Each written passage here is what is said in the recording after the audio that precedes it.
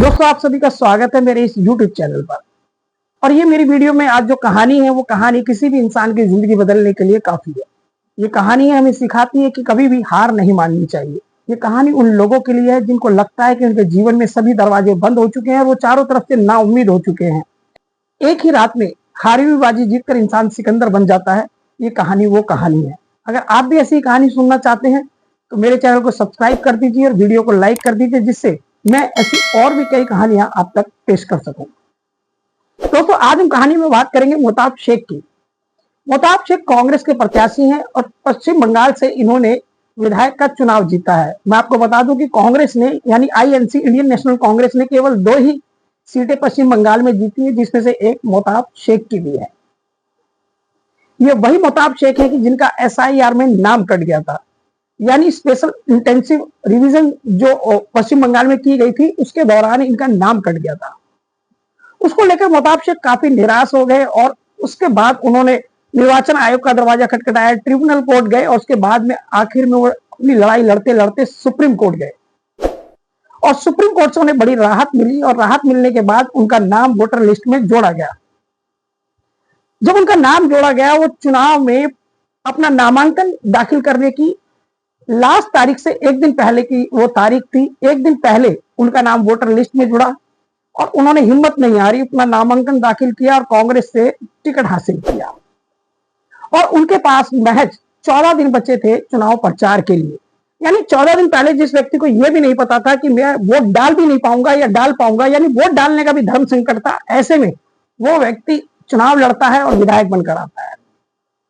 जब उसने नामांकन दाखिल किया मोहताब शेख ने, जो कांग्रेस प्रत्याशी हैं, तब 14 दिन महज बचे थे। 14 दिन में उन्होंने दिन रात इतनी मेहनत की, हर गांव तक उन्होंने अपना जो मैसेज वो पहुंचाया और तमाम लोगों से बात की, ढेर सारी रैलियां की और लोगों के साथ संवाद किया। 14 दिन में उन्होंने अपने चुनाव को उठाने की भरपूर कोशिश की और जिसमें वो कामयाब भी रहे। उन्हें 63,000 समथिंग कुछ वोट मिले और वहीं उनके सामने जो चुनाव लड़ रहे थे बीजेपी के सुनील, उन्हें 54,000 कुछ वोट मिले। 8,126 वोटों से मोहताब शेख ने जीत दर्ज की। क्या आप कल्पना कर सकते हैं कि जिस व्यक्ति के पास वोट डालने का राइट नहीं है वो विधायक का चुनाव लड़ता है और पूरा प्रचार करता है, अपनी जान झोंक देता है, पूरी मेहनत करता है, उसके बाद वो विजयी होकर आता है और 14 दिन में वो कहानी पलट जाती है कि जिस इलाके का वो वोटर भी नहीं था आज वहां का विधायक बन चुका है। अगर आप सोच रहे हैं कि मोहताब शेख बहुत पढ़ा लिखा व्यक्ति है तो शायद आप गलती पर हैं। मोहताब शेख महज 8वीं पास है और उनकी विधानसभा का नाम है फर्राका। फर्राका वो विधानसभा सीट है, हम सभी जानते हैं कि जिस पर गंगा नदी पर बैराज बना हुआ है, जो बांग्लादेश और भारत के साथ जल बंटवारे के लिए बहुत महत्वपूर्ण फैसला है। उस ऐसी चर्चित सीट से मोहताब शेख ने जीत हासिल करी।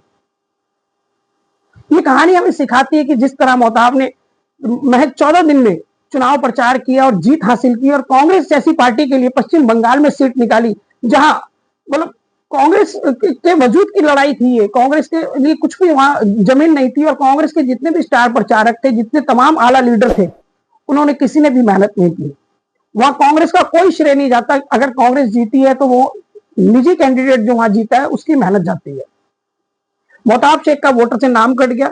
वोटर के नाम जुड़वाने के लिए उन्होंने लड़ाई लड़ी, सुप्रीम कोर्ट तक गए और 14 दिनों के भीतर प्रचार करके अपनी जीत भी सुनिश्चित की।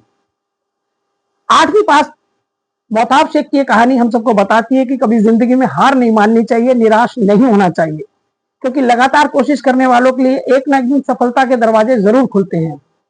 सफलता की दिशा में छोटी छोटी चोट भी एक दिन बड़ा परिणाम लाती है। कभी आपको लगे कि जीवन में निराशा आपको घेर रही है तो आप निराशा की तरफ नहीं बल्कि समाधान की तरफ सोचे, जैसा कि मोहताब शेख ने सोचा। उसने नाम कटने से निराशा नहीं ली बल्कि उसको अपना हथियार बनाया और लड़ाई बनाई और अपने अंदर संघर्ष पैदा किया और जीत हासिल की। यही हम सबको करना होता है और जब हम अपने लिए काम करने के लिए खड़े होते हैं तो कुदरत भी हमारे साथ खड़ी होती है और हमारा हर कदम पर पॉजिटिव साथ देती है, बशर्ते हम निराशा से बाहर निकल के एक सकारात्मक सोच रख के उस दिशा में काम करना शुरू करें।